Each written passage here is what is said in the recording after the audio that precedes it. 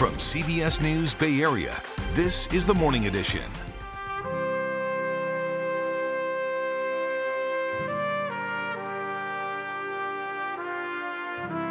Right now on CBS News Bay Area at 5:29, service is taking place today to pay tribute to a political icon, the late Senator Dianne Feinstein. Just a few hours from now, her body will lie in state under the San Francisco City Hall Rotunda in a city that she loved.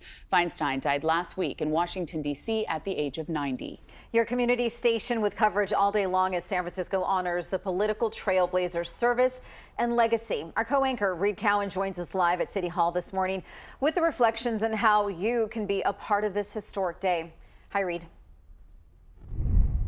Good morning, ladies, and good morning to everybody watching at home. You know, somebody said it best. We only get one day in history to do something like this, to mark the history, the leadership, and the legacy of somebody who has served our nation and our state and the city of San Francisco for so long.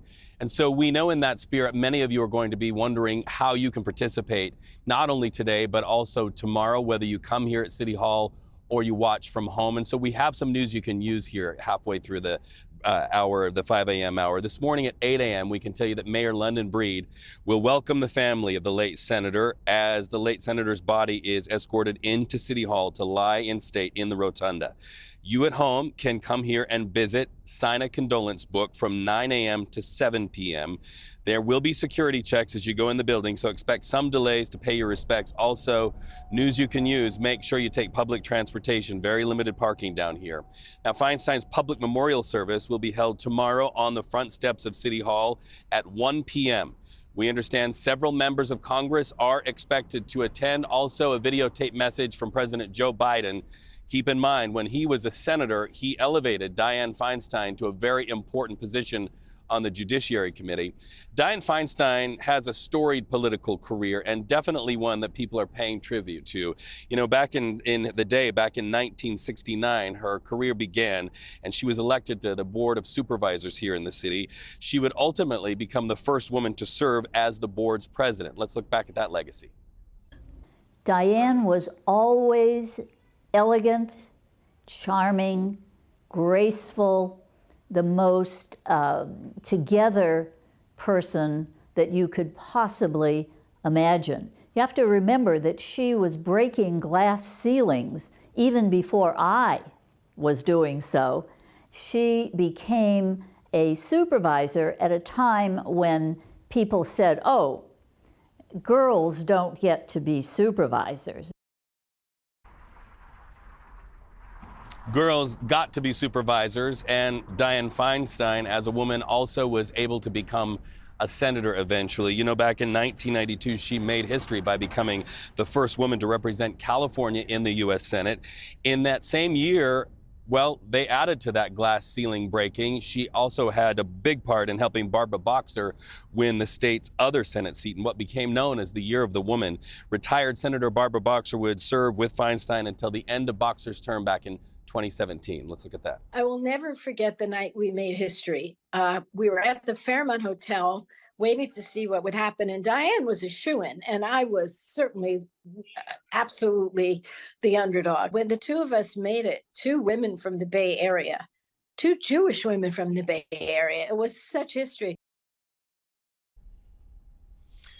And, you know, one of Senator Feinstein's missions was to fight the gun lobby. She went toe-to-toe with the National Rifle Association many times, decried all the time that she felt like the NRA had too much hold in Congress. And one of her big achievements there in gun control was when she eradicated the proliferation of military-style assault weapons. At the time, the senator said, these weapons are not for hunting deer. They are for hunting people. So back in 1993 in San Francisco, 55-year-old man walked into an office building, killed 8 workers with a pair of semi-automatic pistols, heavily weighed on Feinstein's mind. And from there, she crusaded for gun control legislation.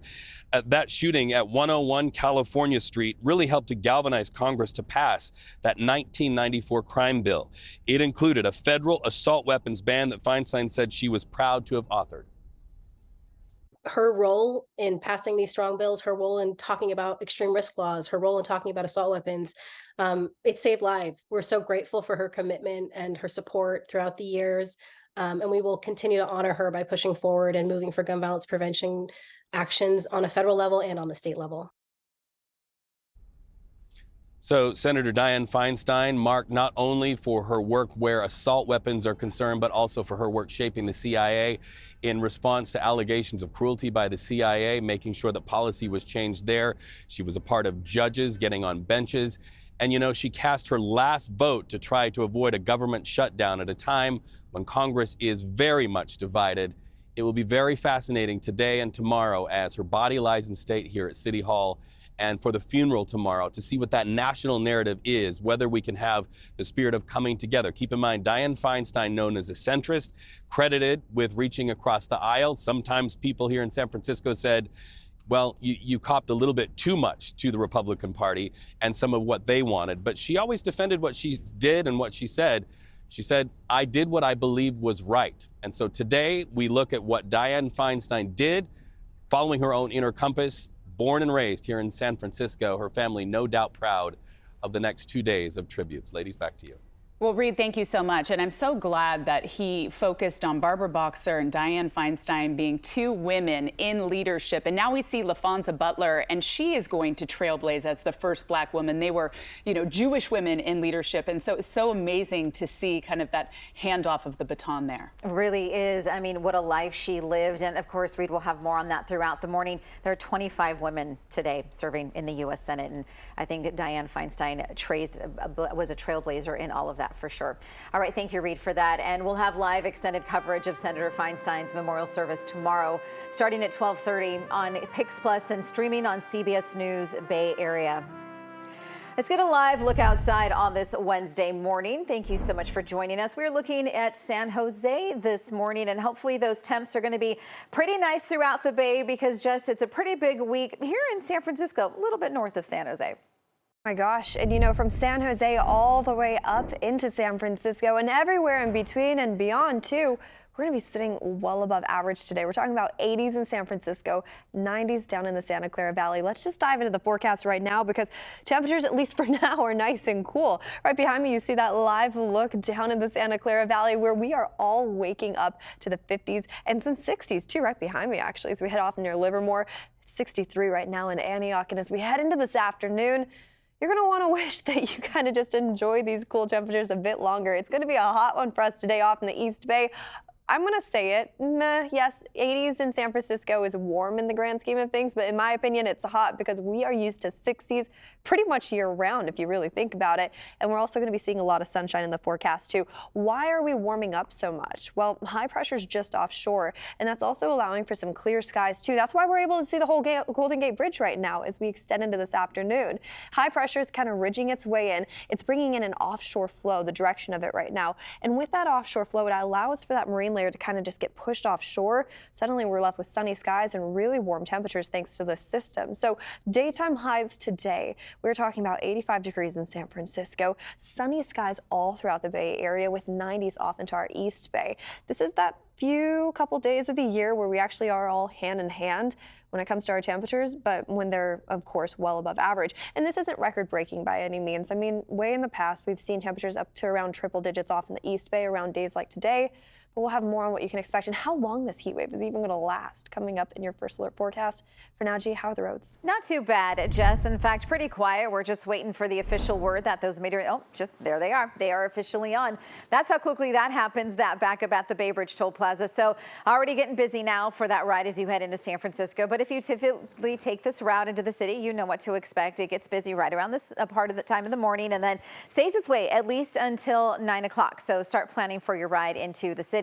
Golden Gate Bridge looks pretty good. We're not seeing a lot of brake lights or issues right now. That ride into San Francisco, a pretty quiet one. In fact, most of our Bay Area bridges are moving along pretty well this morning. And as we take a look at San Francisco right now, in and out of the city, things are fairly quiet. But if you're coming later on to City Hall, consider using public transit.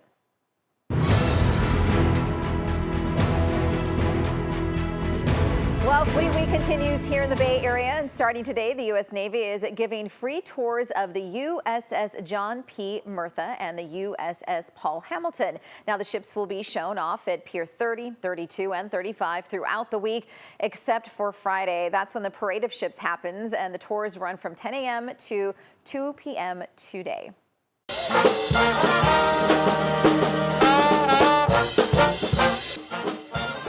Well, listen to that. The Marine Corps Brass Band shined in part of Fleet Week's Neighborhood Concert Series. This is just one of about 24 performances the Marine Corps and Navy bands will be putting on across the city this week. Our Joss Moran was there and spoke with a couple who may just be the band's biggest fans.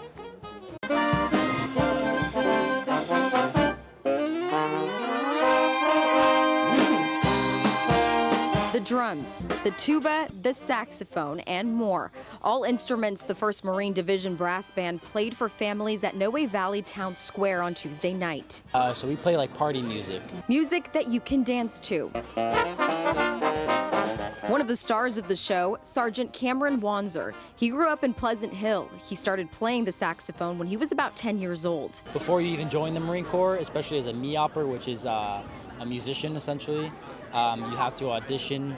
You have to meet at a certain level in order to get in. That's just one of the steps Wanzer went through to get here. And watching from the front row was his mom and dad, with their phones out recording the performance. My heart is just full right now. Proud mama. Very proud mama. Chrissy and Randy Wanzer live in Texas now, but they used to live in the Bay. We've hardly missed a show since 4th grade, so we're not going to start missing them now. So we're kind of what you call a groupie, I guess. Right? Kids were captivated by the music too, walking up to the front to dance. The band even played personally for kids who were curious, like Amra. It's great music. It's great to hear them in the community, and it's great to see the military as an active part of society as well. The band received a loud applause. There were warm embraces afterwards. And for Wanzer, he was happy to have the opportunity to play here. It's amazing. That's why I joined, to play for the people. And he got to do so in the area he grew up in. Well, CBS News Bay Area is the official media partner for Fleet Week, and we've got you covered from land, air, and sea all week long leading up to our spectacular Friday special. We'll bring you the Parade of Ships live at 11 a.m. with the Blue Angels live at 3 o'clock.